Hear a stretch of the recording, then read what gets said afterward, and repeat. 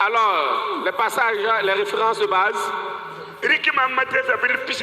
Matthieu au chapitre 27, verset 50 au verset 53. Matthieu 27, verset 50 au verset 57. Et nous lisons selon la version Louis Ségon. Jésus poussa de nouveau un grand cri. À Jésus, les et rendit l'esprit.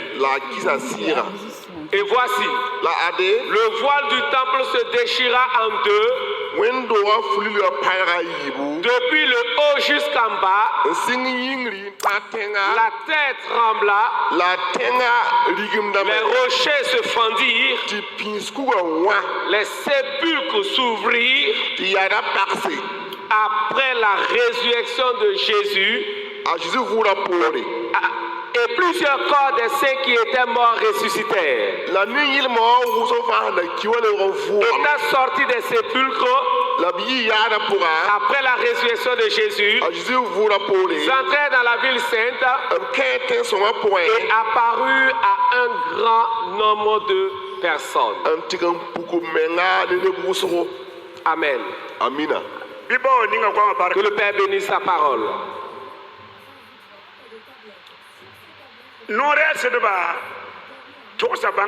Les prophètes ont prophétisé. Et on dit que c'était à Jérusalem qui serait arrêté et livré aux méchants, aux bourreaux, et sera mis à mort. Mais Dieu ne permettra pas à son juste de connaître la corruption, que sa chair périsse. Toujours lui-même disait à ses disciples: ce que je vous dis, c'est en vérité, en vérité. Je mourrai, mais comptez les jours, je serai enseveli. Mais le troisième jour, je ressusciterai. Alors il revenait toujours sur ses paroles. Toujours il disait à ses disciples: pour que vous sachiez, reconnaissez que je suis Dieu fait chair, et que je suis un avec mon Père. Viendra un jour où je serai livré entre les mains des méchants et mis à mort. Je serai enseveli. Mais comptez seulement les jours. Le troisième jour, je ressusciterai. Au moment convenu.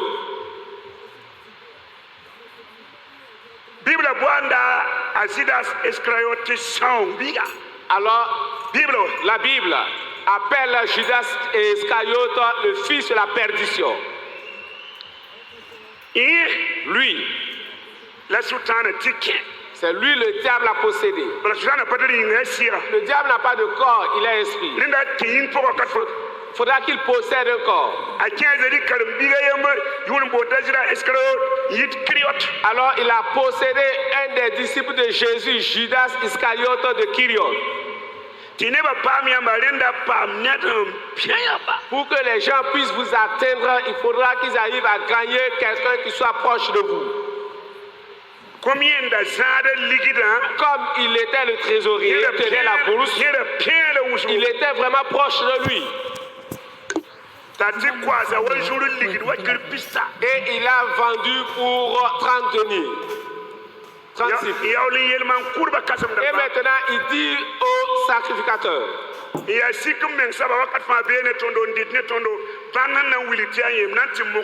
alors, parce qu'il est humble et il est toujours avec nous, il prend le souper avec nous, voyage avec nous.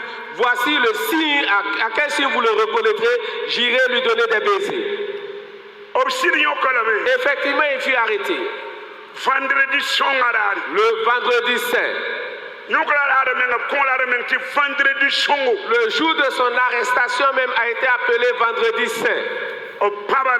Et il a été battu, méprisé.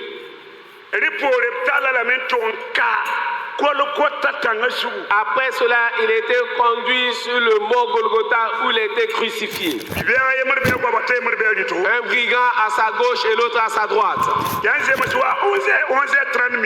Aux environs de 11h30 midi. La Bible nous dit, aux environs de 14h,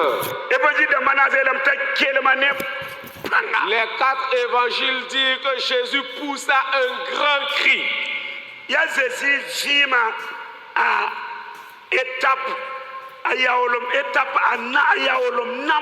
Alors c'était la dernière souffrance, la dernière passion de Jésus.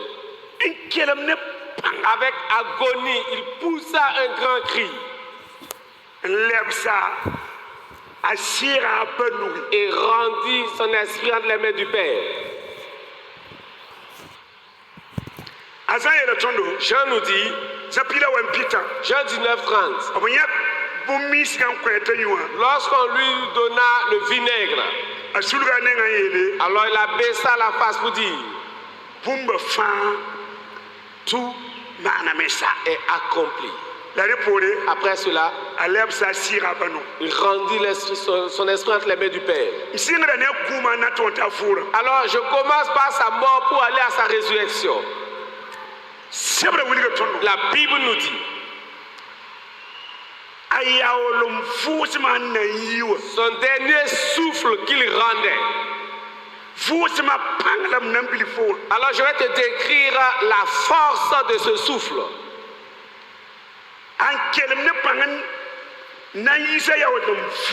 Quand il poussa ce grand cri pour rendre son dernier souffle, la force ou la puissance de ce souffle faisait 12 chevaux. Acclamez pour Jésus.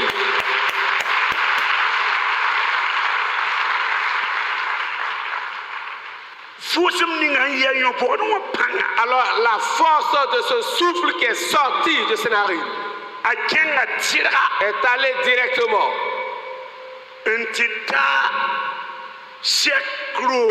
jusque dans le temple, là où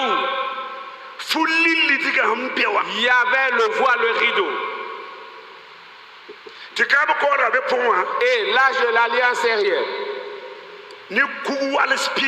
Avec les 10 tablettes, avec la verge d'Aaron. Alors l'épaisseur de ce voile. Alors si quelqu'un de l'autre côté et l'un d'un côté, lorsqu'il parle, l'autre n'entend pas. Il faut environ 12 chevaux pour pouvoir déchirer ce voile. Ça veut la force, la puissance du souffle de Jésus a déchiré le voile du temple depuis le haut jusqu'en bas. Acclame pour Jésus. Depuis le haut jusqu'en bas. Quand Dieu fait ses miracles, ses œuvres, c'est sans nul doute pas de débat. Et si ça avait commencé du bas jusqu'en haut, l'on dirait que c'est avec une épée quelqu'un l'a déchiré. Matthieu dit depuis le haut jusqu'en bas. La puissance de la mort de Jésus. Et Matthieu nous dit, un tremblement de terre s'est produit ce jour-là. Là également, c'est la puissance de son souffle qu'il a fait. C'est-à-dire la terre de Jérusalem a tremblé. Et Matthieu nous dit, après le tremblement de terre, les rochers. À Jérusalem n'a pas de cailloux sauvages, ce sont des rochers. On n'a pas dit des cailloux sauvages, mais des rochers. Les rochers à Jérusalem. Par la force du tremblement de terre, les rochers se fendirent. Là, c'est la puissance de son souffle qu'il a fait. Troisième chose, les sépulcres.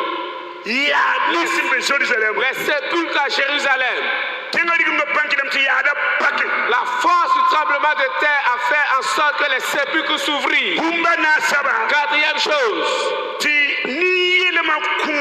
Alors les morts, les saints qui étaient morts.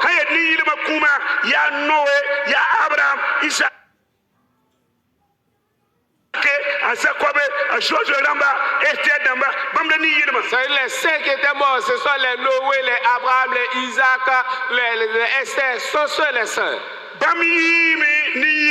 Eux sont sortis physiquement. Ils sont rentrés dans la ville de Jérusalem. Acclamés pour l'Éternel des armées.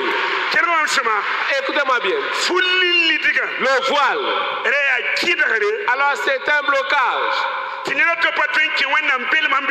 Empêchant des gens d'entrer là où se trouvait la présence de Dieu. Si ce n'est le souverain sacrificateur Aaron et ses enfants. Mais Jésus voudrait dire à compter de sa mort, la porte est ouverte pour tout croyant, tout chrétien. Ce ne sont plus Aaron et ses enfants qui pouvaient aller de l'autre côté du voile. Parce que de l'autre côté du voile se trouvait la présence de Dieu. Il n'y avait qu'une seule famille qui avait cette grâce, ce privilège d'avoir accès là. Mais parce que le voile s'est déchiré, chaque enfant de Dieu peut avoir accès à la présence de Dieu. La présence de Dieu est devenue accessible à tous. On n'a plus besoin de protocole pour avoir accès à la présence de Dieu. Jésus dit à son Père, l'œuvre que tu m'as envoyé faire, c'est pour racheter l'humanité de son péché. L'homme qui avait chuté, pour le rétablir, tel que tu l'avais positionné dans le jardin d'Éden. J'ai accompli tout cela. C'est ce que Jésus disait à la croix. Maintenant,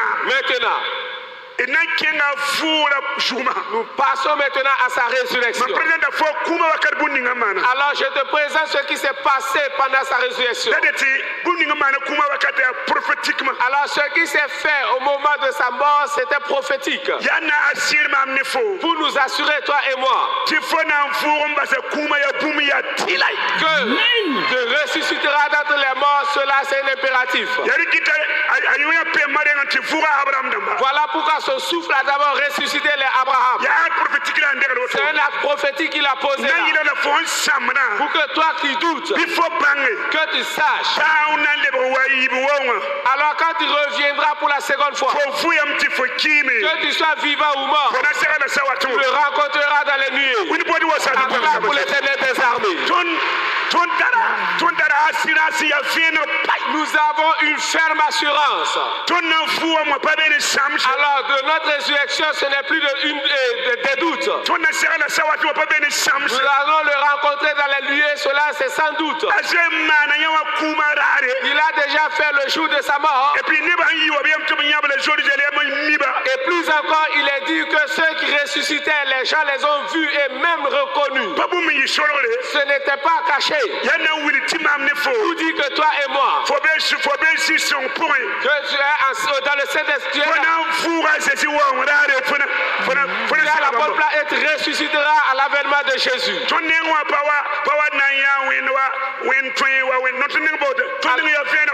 Alors pour nous, ce n'est pas comme si, si Dieu le veut ou pas, c'est une chose déjà accomplie. Voilà pourquoi nous ne craignons point la mort. Parce que tu ne sais pas là où tu vas que tu crains. Pour nous, c'est déjà garanti. C'est déjà garanti pour nous. Nous prêchons avec assurance. Ce n'est pas comme si cela se fera ou pas, non. C'est la Bible qui le dit. Le ciel et la terre passeront, mais la parole de Dieu demeure. Nous sommes à Matthieu au chapitre 22. Matthieu 28, verset 1 à 7. Matthieu 28.